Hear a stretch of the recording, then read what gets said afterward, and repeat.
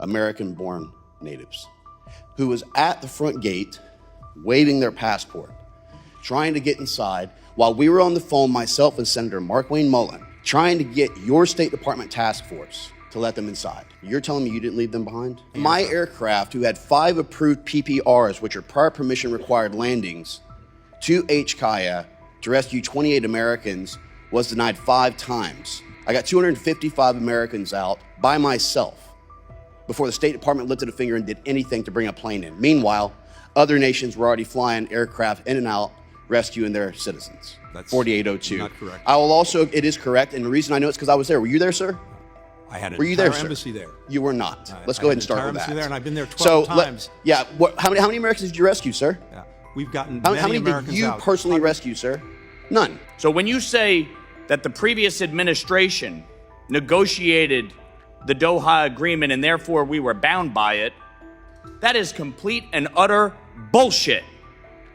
And you know it. You leave the world worse off today than it was when you inherited it. Gentleman's time has expired. Recognize the Enjoy reading this, because gentlelady this from is Pennsylvania, your Ms. legacy. White.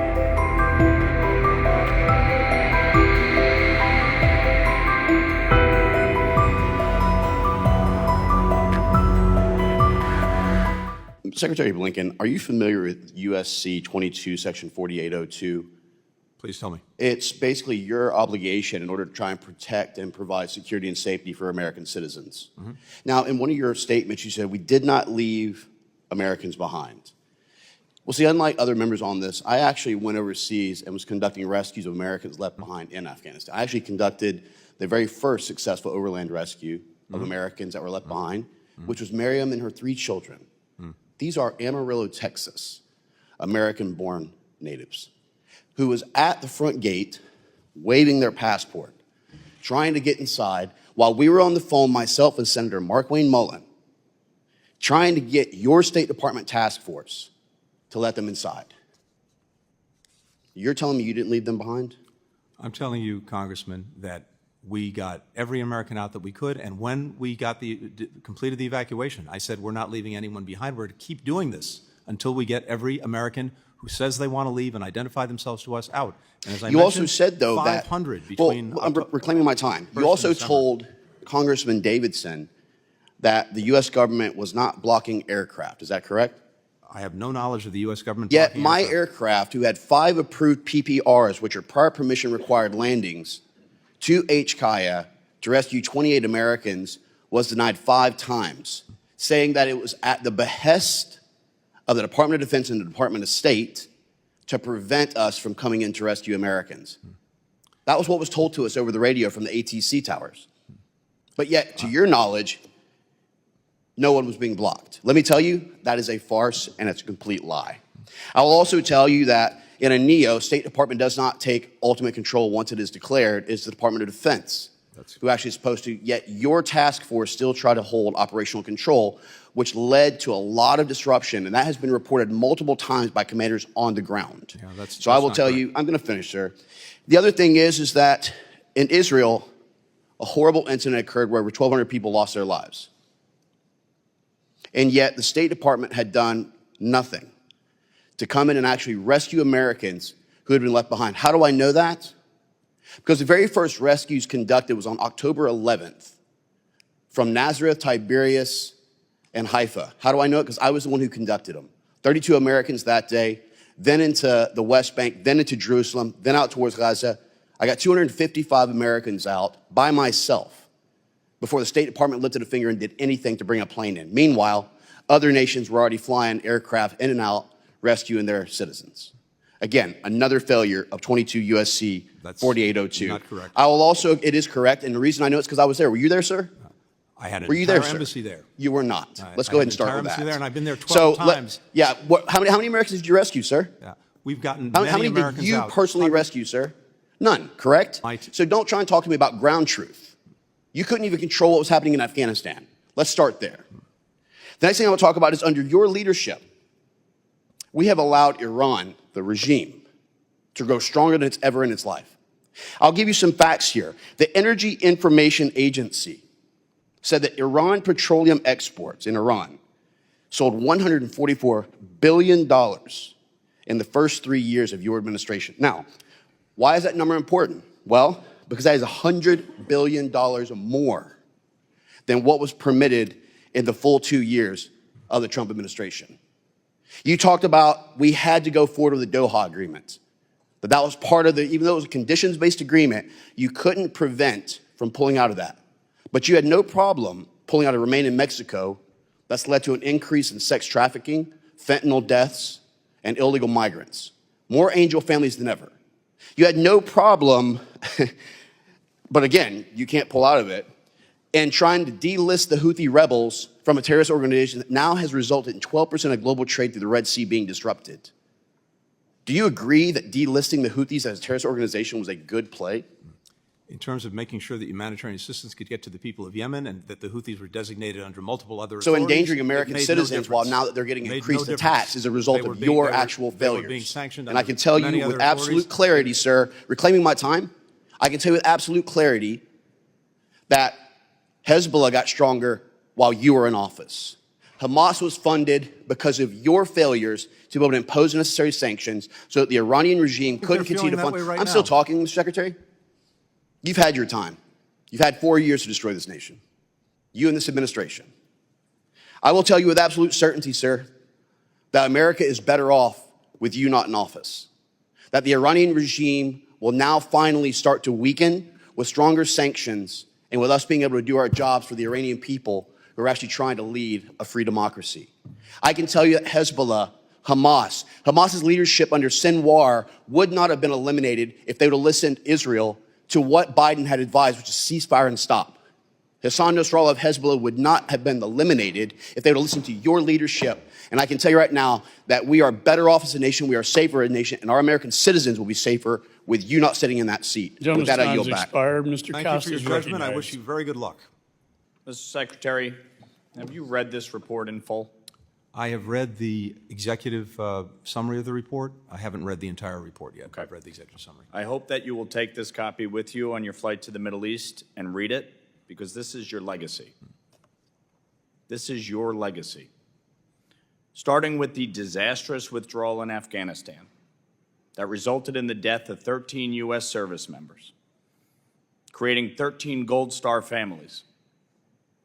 Families our vice president hasn't even been bothered to meet with. Then the Russian invasion of Ukraine, the terrorist attack on Israel, the illicit oil trade between China and Iran to the tune of $200 billion under your watch. That is what is funding Hamas, Hezbollah, the Houthis, and other terror networks in the region.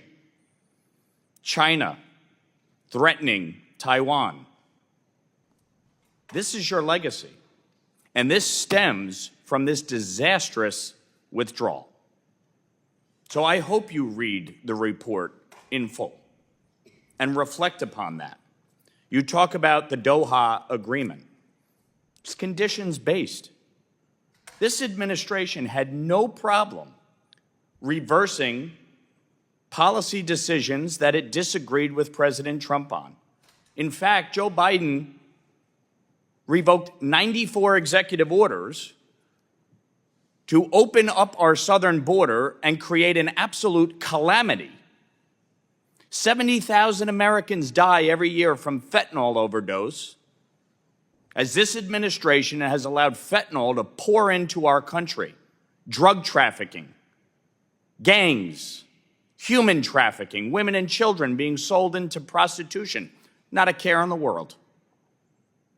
This is the legacy.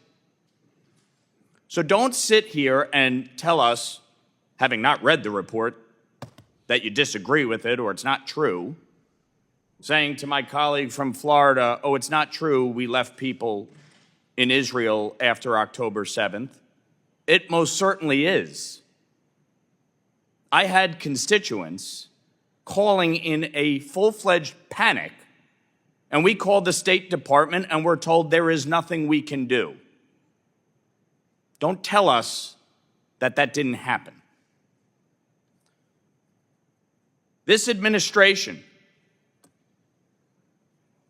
had no problem trying to renegotiate the Iran nuclear deal.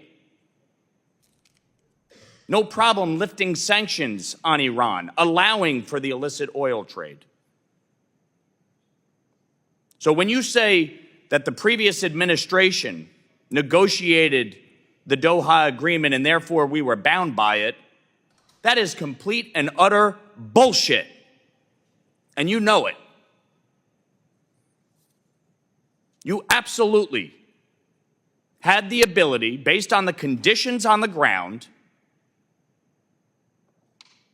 to keep our troops there, to ensure the safety and well-being of American citizens, and to make sure what happened did not. Mr. Secretary, on August 26, 2021, who was the President of the United States? Joe Biden. On August 26, 2021, who was the Secretary of State? I was. Okay. Take responsibility. Don't shirk in your responsibilities. Don't try to shift blame. The reality is you guys allowed the conditions on the ground to deteriorate. You did not hold the Taliban to account. And as a result, 13 U.S. service members are dead, and the world is a tinderbox. We are in the most precarious place since the lead up to World War II. That is your legacy. Period. Full stop. And if Israel listened to this administration and didn't go into Gaza and didn't go into the south, Sinwar would still be alive. And if Israel listened to this administration, Nasrallah would still be alive. And Assad would still be in power in Syria. And Iran would be stronger than ever. That is your legacy. This Congress has passed the SHIP Act and the Abraham Accords Special Envoy. You didn't fill the Special Envoy, and you didn't enforce the SHIP Act. You've had over a year to do both. That is your legacy. You leave the world worse off today than it was when you inherited it. Gentleman's time has expired. Recognize the Enjoy reading this, because gentlelady this from is Pennsylvania, your Ms. legacy. Wyatt. Thank I you, have a Mr. very different legacy, one that I'll be happy to reflect on. I won't have the time to do it today because, of course, you don't provide any time to do it. It's very nice to make a speech. Leave me no time to respond. chair has That's the way recognized this Ms. works. Wild. Mr. Chair.